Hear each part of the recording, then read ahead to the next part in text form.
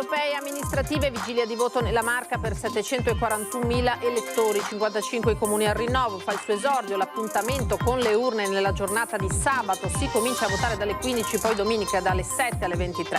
E da domenica sera a lunedì sera 2 ring speciali e un'edizione straordinaria non stop. Antena 3 seguirà in diretta il verdetto delle europee, i nuovi sindaci dei comuni al voto. Rogo devasta 5 mezzi nel piazzale di una ditta a Villorba, la pista principale è quella dolosa, sulla rete dell'azienda visibili 2 squarci, danni per centinaia di migliaia di euro. Grave incidente a Ormelle, 27enne perde il controllo dell'auto e finisce contro un muretto in cemento vicino a casa, a Paese. Un 55enne in serie condizioni dopo essere uscito di strada con la moto.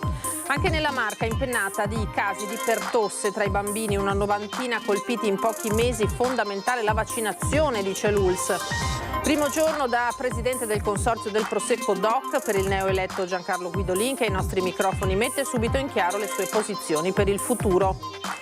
Domani alle 10.30 a Carainati di San Zenone i funerali dell'imprenditrice uccisa dal cancro a 51 anni dopo aver raccontato sui social la sua battaglia. Il ricordo dell'azienda. Barbara è qui e resterà sempre con noi. Parla a Trevigiano, il successo di Jasmine Paolini, la tennista in finale a Roland Garros sia nel singolare che nel doppio, ad allenarla l'ex campione trevigiano Renzo Furlan. Buonasera, ben ritrovati, eccoci in diretta e dunque vigilia di voto nella Marca trevigiana, in allestimento dal pomeriggio i seggi nelle scuole che si preparano ad accogliere domani e domenica gli elettori chiamati a esprimere i propri rappresentanti in Europa e quelli dei 55 comuni che rinnoveranno il sindaco. Doppio appuntamento con le urne per gli elettori trevigiani, 741.000 quelli chiamati al voto per eleggere i rappresentanti italiani al Parlamento di Strasburgo, poco meno di 400.000 invece quelli a cui verrà consegnata anche la scheda azzurra per eleggere la nuova amministrazione del proprio comune di residenza. Sono 55 i consigli comunali da rinnovare, più della metà quindi del totale, 126 i candidati alla carica di sindaco, 156 liste, 694 i posti da consigliere da assegnare. 4 i centri sopra i 15.000 abitanti, Vittorio Veneto, Mogliano Veneto, Preganziole e Paese, ma per questi ultimi 2 niente ballottaggio, essendoci in entrambi solamente 2 sfidanti. A rischio ballottaggio quindi solo Vittorio Veneto e Mogliano, dove si sfidano rispettivamente 4 e 3 candidati. Se nessuno di loro raggiungerà il primo turno, il 50% più 1 dei consensi, domenica 23 e lunedì 24 giugno si andrà appunto di nuovo alle urne. 5 i comuni con un solo candidato, Meduna, Ormelle, Refronto, San Polo di Piave e Sarmede, dove occorrerà raggiungere il quorum del 40% per rendere valida l'elezione del sindaco. E sebbene questo traguardo sia stato agevolato a livello di normativa, non verranno infatti conteggiati i residenti all'estero, il rischio rimane. Con centri come Vazzola, in cui per scongiurare l'ipotesi commissariamento è scesa in campo una lista civetta. Seggi aperti il sabato dalle 15 alle 23 e la domenica dalle 7 alle 23. Veneto nella circoscrizione nord-est insieme a Friuli Venezia Giulia, Trentino Alto Adige ed Emilia Romagna. Scheda per le europee di colore marrone, spoglio la domenica sera appena si chiuderanno le urne. Risultati nella notte. Per le comunali conta dei voti al via dalle 14 di lunedì, a metà pomeriggio già i primi verdetti. E da domenica sera a lunedì sera 2 ring speciali e un'edizione straordinaria non stop. Antena 3, come annunciato anche nei titoli, seguirà in diretta il verdetto delle europee e i nuovi sindaci dei comuni al voto.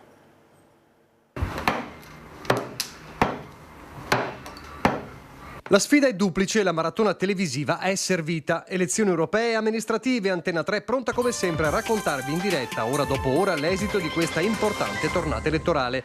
Si parte domenica sera alle 21 con uno speciale ring dedicato proprio alle europee. Dalle proiezioni di voto allo spoglio nei seggi, una notte dedicata ai risultati e commenti con gli ospiti in studio. Il giorno dopo, lunedì, dalle 8 del mattino si riparte con una lunga edizione straordinaria non stop fino a sera, che analizzerà il voto definitivo delle europee prima di iniziare a raccontare lo spoglio per le amministrative. I nostri inviati dalle piazze dei comuni più importanti per raccontare in diretta chi vince e chi perde e tutti i commenti della politica. A fine giornata è il momento di tirare le fila della sfida. Dalle 21 nuovo speciale ring con i verdetti e gli scenari che dalle urne emergeranno sia in Europa che nel territorio. Da domenica sera a lunedì sera, sempre in diretta. Se volete sapere tutto sulle elezioni, state con Antena 3.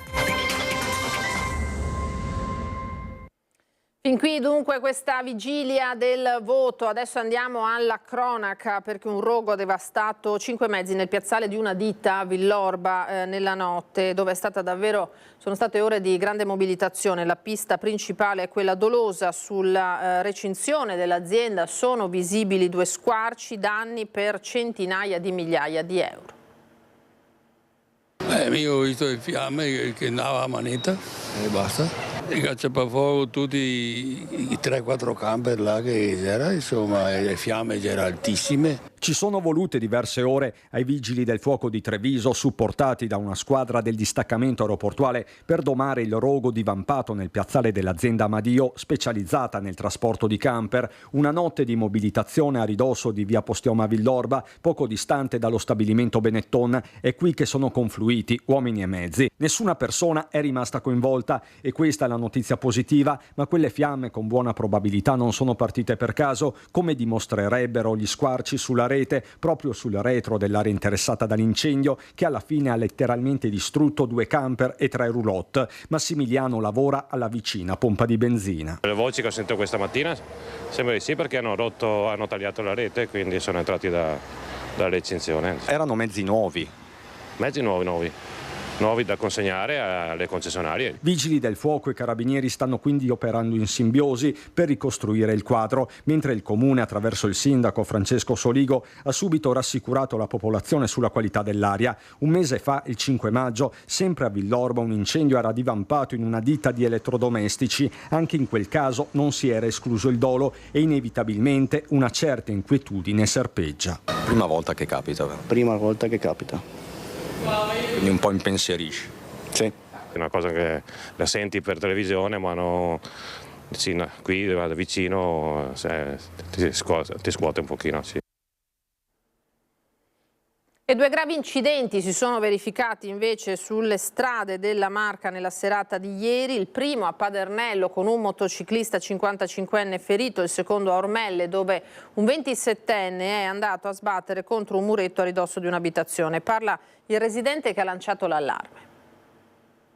Abbiamo sentito questo grosso tonfo, come un grosso albero che cade. Siamo usciti e abbiamo visto l'auto rovesciata, quindi ho chiamato il 118.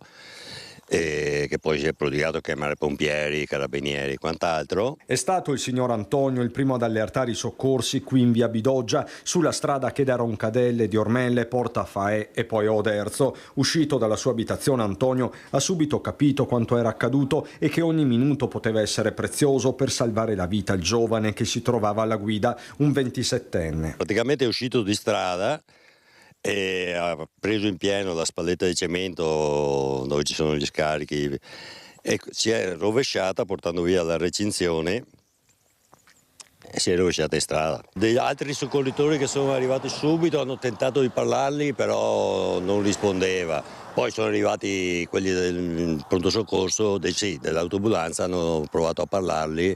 Si sentiva che respirava ma con molta fatica. Il giovane è stato quindi portato al Cafoncello dove si trova in prognosi riservata. La prima speranza è che si rimetta presto e tutti i danni si riparano, non è un problema.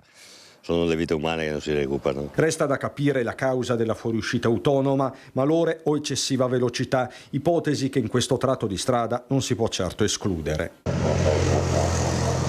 2 chilometri di rettilineo invitano a correre ed è trafficata perché c'è testimoni, qui passano trattori, camion. Ed è stato ricoverato sempre al Cafoncello un 55enne uscito autonomamente di strada in via Trento a Padernello di Paese. Era a bordo della sua moto, anche lui si trova in prognosi riservata.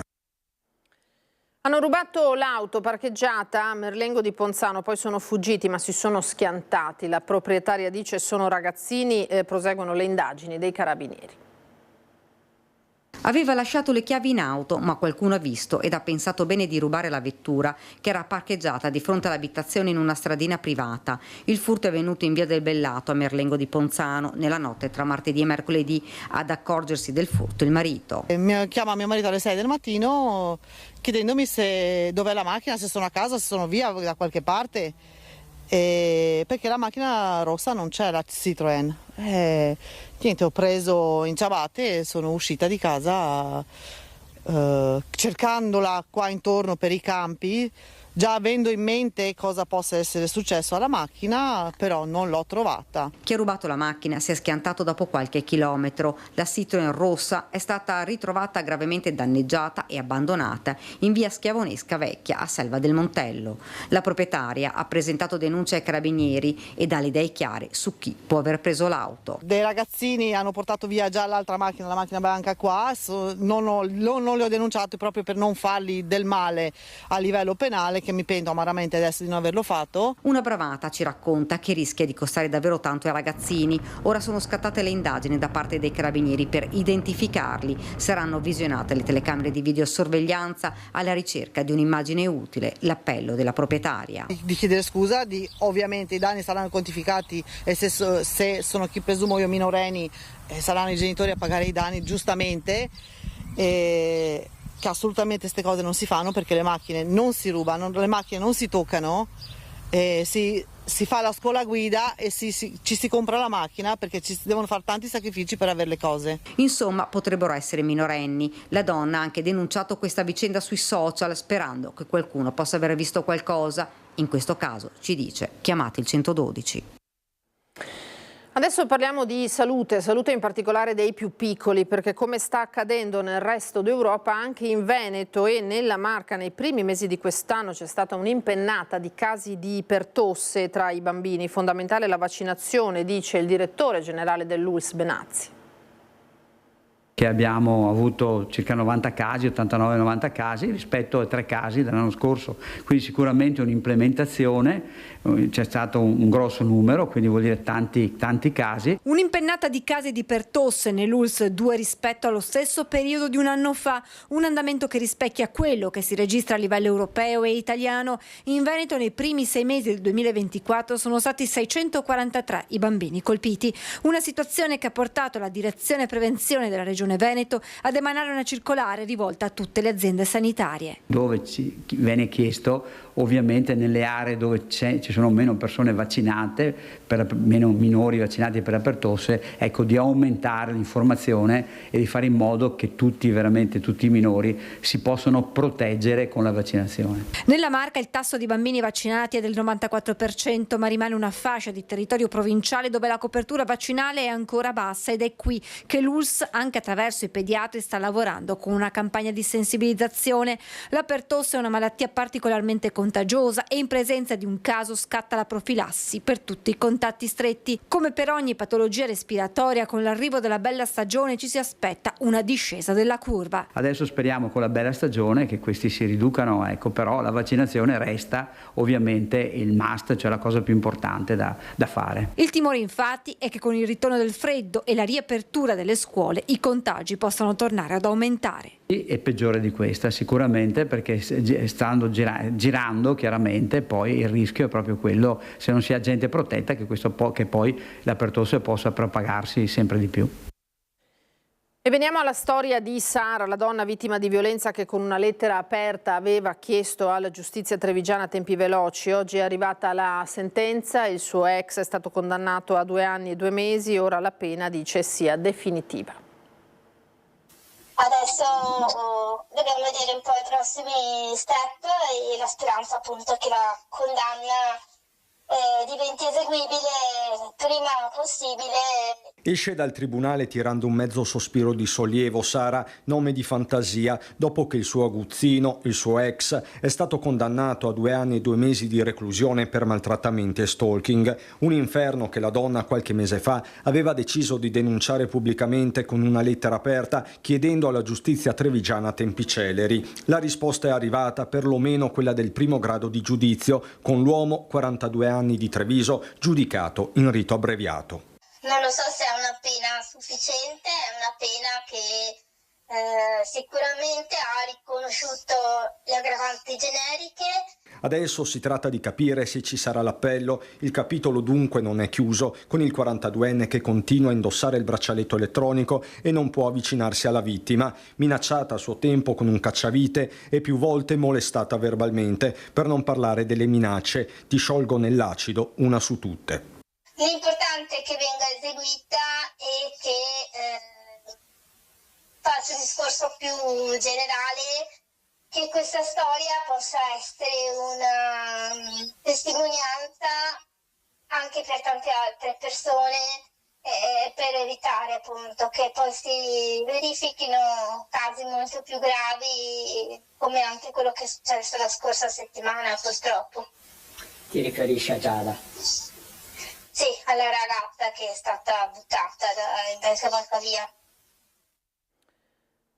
Un vero centro logistico organizzato dello spaccio in una villetta a Silea. Un 45enne è stato condannato con rito abbreviato a 6 anni e 8 mesi di reclusione. L'uomo, durante un blitz dei carabinieri di Treviso, era stato scoperto con 58 kg di stupefacente di vario tipo e 410.000 euro in contanti. Assolti nello stesso procedimento 2 albanesi trovati nell'abitazione, di 43 e 32 anni. I 3 erano stati arrestati nella notte tra il 15 e il 16 settembre. In casa l'uomo aveva 49 kg di hashish, 8 di marijuana, 35 grammi di eroina, 96 dosi di ecstasy, addirittura 770 sigarette elettroniche col principio attivo della cannabis. A cristallizzare un giro d'affari super anche il sequestro di un libro mastro della droga. I carabinieri stavano monitorando i movimenti sospetti di persone e auto di grossa cilindrata nei pressi della villetta isolata a Silea, non distante dall'ansa del fiume Sile. La notte il blitz e gli arresti, ora la condanna esemplare per il 45enne. Adesso parliamo di false dichiarazioni IRPEF. Confiscato un CAF di Bologna, arrestato il responsabile, denunciate 66 persone, 12 sono residenti nella Marca. L'operazione Easy Credit è stata condotta dalla Guardia di Finanza di Treviso. A far scattare l'operazione della Guardia di Finanza di Treviso il controllo su un cittadino moldavo residente nel Trevigiano, assegnatario di una casa ATER. Dai documenti era emerso che l'uomo non solo aveva sostenuto nella dichiarazione dei redditi crediti d'imposta inesistenti, ma aveva anche inserito familiari residenti all'estero, notizie risultate false, indagini che poi hanno portato in Emilia-Romagna. Qui si è scoperto che un centro di assistenza fiscale in provincia di Bologna, dietro compenso, favoriva la compilazione di dichiarazioni fiscali fraudolente, dove venivano indicate delle voci che consentivano di ottenere degli indebiti vantaggi fiscali. Una frode fiscale commessa tra il 2012 e il 2016 a favore di migliaia di contribuenti. L'imputato avrebbe permesso di ottenere crediti IRPEF non dovuti per oltre 2 milioni di euro. L'uomo, proprietario del CAF, è stato arrestato e dovrà scontare una pena di 30 mesi di reclusione. L'immobile, del valore di 100.000 euro, è stato confiscato ed è passato all'Agenzia del Demanio di Bologna. L'indagine ha permesso di denunciare 66 persone, delle quali 12 residenti nella Marca, e sanzionare migliaia di persone. L'indagine aveva consentito di scoprire l'intero meccanismo di frode e ottenere l'annullamento di oltre 300 modelli 730 presentati con l'indicazione di quasi 1 milione di euro di crediti IRPEF non spettanti, che così non sono stati liquidati. Le indagini della Guardia di Finanza di Treviso continuano. L'attività investigativa dimostra l'importanza di perseguire le frodi fiscali anche sul piano patrimoniale, sottraendo ai responsabili dei reati i beni attraverso cui sono state commesse le condotte delittuose. E domani sarà il giorno di un altro addio, quello a Barbara Carron, l'imprenditrice di San Zenone, morta a 51 anni. Al nostro microfono il ricordo dei colleghi di lavoro. C'è molta commozione in tutta l'impresa, in tutti i dipendenti siamo sgomenti. Barbara era una ragazza dalla grande energia e dalla grande voglia di fare. Ha dato forza a tutti noi e coraggio a tutti noi anche nei momenti più difficili. Una grande perdita. Una rosa bianca ricorda l'ingresso dell'azienda che gestiva con le sorelle, il fratello e tutto un grande gruppo Barbara Carron, l'imprenditrice di San Zenone degli Ezzelini, che si è spenta all'età di 51 anni. Un grande vuoto, un grande dolore per chi con lei condivideva le giornate di lavoro. Credo che abbia veicolato tutta una serie di energie, di persone, attraverso i social media, attraverso la stampa che nessuno si aspettava. Solo l'anno scorso si era festeggiato il 60° della nascita dell'azienda e i dipendenti avevano donato alla famiglia Carron una scultura che oggi più che mai assume un significato profondo. Partendo da una base metallica dove i fondatori sono iscritti nel metallo, e per creare questo vortice con i nomi dei 5 figli che si stagliano e si rivolgono verso il cielo. Questo deve dare continuità, forza, energia. Barbara è qua comunque. E Barbara è qua e resterà sempre con noi. L'ultimo saluto a Barbara Carron sabato mattina alle 10:30 nella chiesa parrocchiale di Carainati.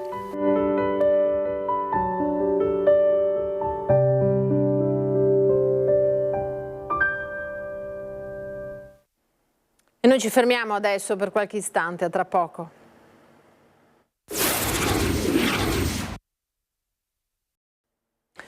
Bentrovati, riprendiamo la nostra diretta parlando dei dati in crescita per il consorzio del Prosecco DOC, quasi il 10% in più di imbottigliamenti rispetto al precedente segno di un mercato che continua dunque a crescere. E sono i primi dati in mano a Giancarlo Guidolin, che al suo esordio da presidente rilascia questa prima intervista esclusiva proprio ai nostri microfoni.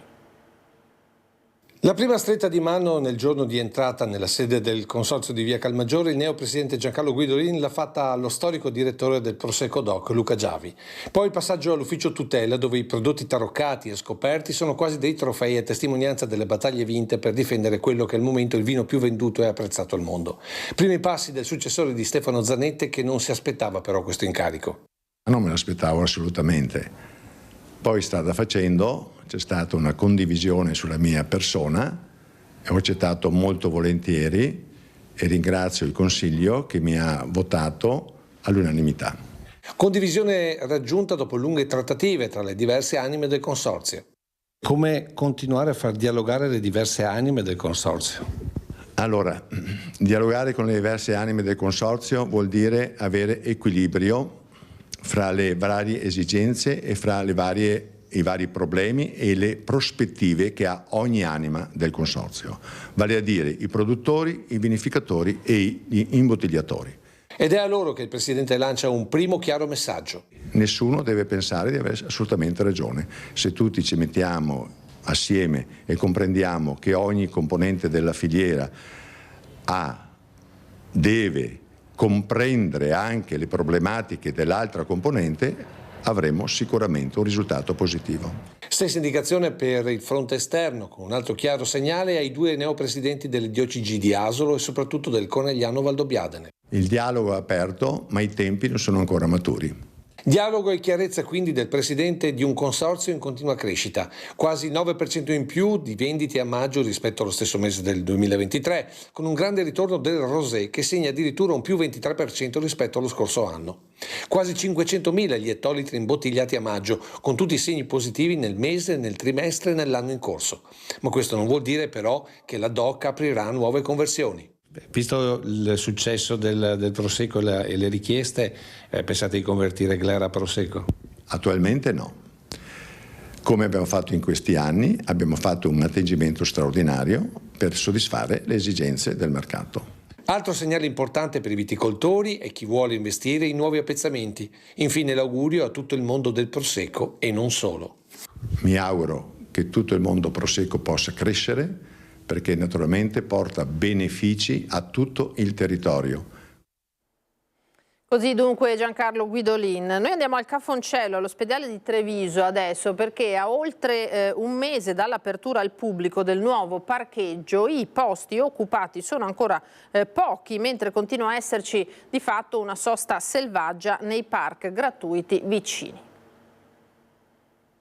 Queste immagini sono state girate lo scorso 29 aprile, nel primo giorno di apertura agli utenti del nuovo parcheggio della Cittadella della Salute di Treviso. Queste invece si riferiscono alla mattinata di oggi. Come mostra il cartello luminoso all'ingresso, i posti liberi sono 291 sui 400 a disposizione dei cittadini, mentre nei parcheggi gratuiti vicini si vedono veicoli parcheggiati fuori dagli spazi e automobilisti che girano in cerca di uno stallo, come questa signora che lavora per una ditta esterna di pulizie che opera all'interno del Cafoncello. Cafoncello, ma non essendo una dipendente dell'ULSS non è in possesso del badge necessario per accedere ai 300 posti riservati ai lavoratori dell'azienda sanitaria. Lo sa che c'è parcheggio a pagamento qui di fronte? Sì, lo so, ma io lavoro qua, infatti ci sono tutti i giorni. E tutti i giorni deve cercare parcheggio? Purtroppo sì, cerchiamo di trovare qualcuno che ci va via e ci dà il parcheggio.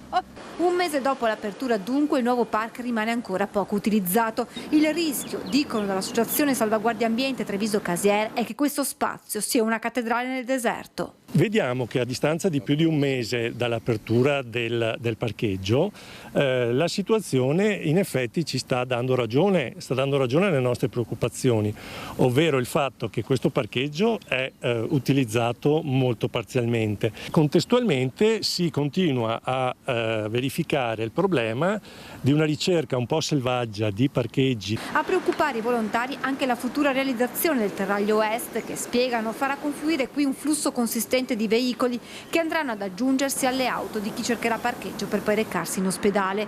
Per l'associazione è necessario intervenire su più fronti, con maggiori controlli della polizia locale, ma anche portando avanti l'idea di fare di quest'area un parcheggio scambiatore da cui far partire bus navetta verso il centro città. Va fatto una sorta di cabina di regia, secondo me, di cui deve essere capofila il comune, di pensare quali sono le strategie migliori. Avevamo un accordo informale con la polizia locale per una prima fase di tolleranza nei confronti degli automobilisti che ancora non sapevano dell'esistenza di questo nuovo parcheggio, ma adesso invito tutti ad utilizzare i 300 posti a disposizione, spiega il direttore generale Benazzi. Credo che inizieranno dalla prossima settimana i nostri vigili a ovviamente non più avvertire con i bigliettini, ma dicendo vi metto la multa, anche perché lo rendo noto a tutti le difficoltà che ha l'ambulanza nel momento in cui le macchine vengono messe così in modo selvaggio.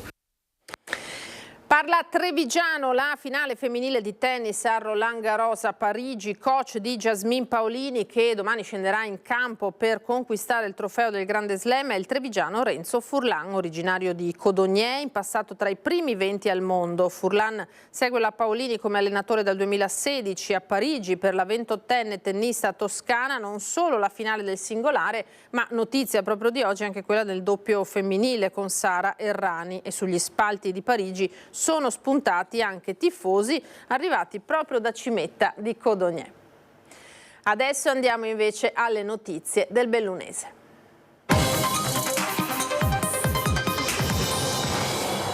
Iniziamo dalla cronaca perché sono gravi le condizioni di un'escursionista di nazionalità canadese ruzzolata per una trentina di metri tra i sassi del canale Casel-Soraissas sullo Spitz di Mezzodì. L'incidente è accaduto poco prima di mezzogiorno. La donna di 32 anni è inciampata mentre percorreva il sentiero attrezzato assieme al compagno che ha dato l'allarme. L'elicottero del SUEM ha calato con un verricello il tecnico di elisoccorso e l'equipe medica. Alla donna, le cui condizioni sono subito apparse gravi, sono state prestate le prime cure. Caricata a bordo, l'infortunata è stata trasportata all'ospedale Cafoncello di Treviso. È vigilia di voto naturalmente anche nel bellunese, lo ricordiamo, seggi aperti domani pomeriggio dalle 15 alle 23, poi domenica dalle 7 alle 23. Si vota per le europee, naturalmente per le amministrative. In provincia di Belluno 31 i comuni che rinnovano il sindaco. I giochi sono oramai fatti. Alla mezzanotte di oggi scatta il silenzio elettorale in vigore per la giornata di sabato e di domenica 8 e 9 giugno. Si vota per il rinnovo del Parlamento europeo e per le amministrative. Per le europee la platea di aventi diritto al voto in provincia, secondo le rilevazioni del portale Eligendo del Viminale, è pari a 202.150 elettori, 91.879 quelli ripartiti fra i 31 comuni chiamati al rinnovo dei sindaci e dei consigli comunali. Si potrà votare dalle 15 di domani alle 23 e dalle 7 di domenica alle 23. Per quanto riguarda le amministrative si vota in 29 comuni per scadenza naturale, mentre il voto è anticipato a San Vito di Cadore e a Setteville, nel primo caso per il commissariamento del comune, nel secondo per la nascita del nuovo municipio dopo la fusione fra i comuni di Alano e Quero. Le sfide più interessanti a Borgo Valbelluna, Sedico, Ponte nelle Alpi, Santa Giustina e Limana. Nel comune unificato della Sinistra Piave la sfida è a due come a Santa Giustina Agostina e a Ponte nelle Alpi. A Limana i candidati sono 4, 3 a Sedico. A Longarone gli elettori sono chiamati al voto per evitare il commissariamento del comune nel caso in cui non venga superato il quorum, sfidante insidioso per l'unico candidato in corsa. Stesso cliché in altri 14 comuni bellunesi dove si è presentato un unico candidato. Secondo la norma, la consultazione sarà valida se ciascun candidato avrà riportato un numero di voti validi non inferiore al 50% dei votanti e il numero dei votanti non sia stato inferiore al 40% degli elettori iscritti nelle liste elettorali. Per la determinazione del numero degli elettori iscritti nelle liste elettorali del comune non si tiene conto di quelli iscritti all'AIRE, l'anagrafe degli italiani residenti all'estero che non abbiano esercitato il diritto di voto. Caos liste d'attesa, il coordinamento Veneto Salute Pubblica ha organizzato in tutta la regione gli sportelli per il diritto alla cura per dare supporto ai cittadini che vogliono rivalersi nei confronti della regione e delle aziende sanitarie e far rispettare i tempi di svolgimento delle prestazioni come da impegnative dei medici di medicina generale. In provincia il primo sportello è nato a Feltre ed è gestito dal Comitato per il diritto alla salute. Giù le mani dalla sanità bellunese. È stato messo a disposizione un recapito telefonico 388 6390 112 in attesa di inaugurare una sede fisica e sono già numerosi i cittadini che si sono rivolti allo sportello per affrontare le pratiche. I risultati positivi stanno già arrivando. E dura presa di posizione di Filt CGIL Veneto sul tema dei lavoratori precari in Veneto Strade. Sono una ventina e con contratto a termine di 9 mesi anziché di 1 anno. Si tratta di lavoratori altamente specializzati che garantiscono quotidianamente la sicurezza della rete viaria provinciale, che potrebbero essere pronti a lasciare il pubblico per avere maggiori garanzie professionali e di vita. L'incertezza legata alla prospettiva di trasferire tutto il personale ad ANAS per la riclassificazione della rete viaria non può essere un alibi e non accetteremo venga scaricato sui lavoratori, afferma la segretaria di Filt CGIL Veneto, la bellunese Alessandra Fontana, che col segretario generale Piras rinnovano l'invito alle proprietà regione e provincia di Belluno ad aprire un tavolo di confronto serio. A oggi la richiesta di incontro formalizzata un mese fa è rimasta del tutto inascoltata. E ancora, oggi in tutto il mondo è stata celebrata la giornata internazionale per la sicurezza alimentare, una responsabilità collettiva perché le malattie causate dagli agenti patogeni degli alimenti sono emergenti. In provincia di Belluno nel 2023 sono stati 65 i casi registrati di malattie a trasmissione alimentare. Prevale la salmonellosi, a seguire campylobacteriosi, gastroenterite virali, infezioni da stec causate da Escherichia coli e poi listeriosi, shigellosi e epatite A. Sono considerati rilevanti dal Servizio Veterinario di Igiene Alimenti di origine animale dell'ULS 1, ma la situazione è sotto controllo grazie a una rete che integra professionalità e controlli per la tutela della salute dei cittadini. Una serie articolata, complessa e completa di verifiche sui diversi stadi della produzione degli alimenti, proprio secondo un approccio from the farm to the fork, che denotano, direi, l'assenza di criticità rilevanti, per cui sicuramente, soprattutto nel nostro contesto territoriale, diciamo che abbiamo prodotti di qualità e che rispettano gli standard richiesti attualmente. Diverse le informazioni utili emerse durante il punto stampa organizzato in occasione della Giornata Mondiale della Sicurezza Alimentare. I cibi crudi sovente sul banco degli imputati non devono essere assunti da bambini, anziani e immunodepressi, ma non rappresentano il principale pericolo delle tossinfezioni alimentari. Attenzione particolare deve essere posta sulle carni avicole e suine, malcotte o ricontaminate dopo la cottura, sul latte crudo e più di ogni cosa sugli alimenti di origine vegetale, verdura e frutta, soprattutto i frutti di bosco congelati. Per evitare brutte sorprese, la regola principale è il buonsenso. Possono derivare da una scarsa conoscenza delle metodiche di base per il controllo di queste malattie. Ricordiamoci l'importanza del lavaggio delle mani. Evitare le contaminazioni crociate tra prodotti crudi e prodotti cotti e in qualche modo rispettare appunto la data di scadenza o il termine minimo di conservazione degli alimenti. Poi ovviamente ci vuole vuole sempre un po' di buon senso. La filiera alimentare è controllata scrupolosamente, così come puntuale il monitoraggio nella ristorazione collettiva, mense scolastiche e case di riposo, oltre che delle acque. In previsione delle Olimpiadi è stata potenziata l'attività di controllo igienico-sanitaria di alberghi, rifugi, bed and breakfast, ristoranti. Queste attività svolte in maniera preventiva ci consentono di evitare delle non conformità potenziali a valle, per cui l'obiettivo è prevenire, facciamo controlli multidisciplinari. Nell'ambito della sicurezza alimentare il gioco di squadra è fondamentale, operatori economici, autorità sanitarie, ma anche e soprattutto i consumatori, quindi direi che è veramente una responsabilità collettiva a tutto tondo.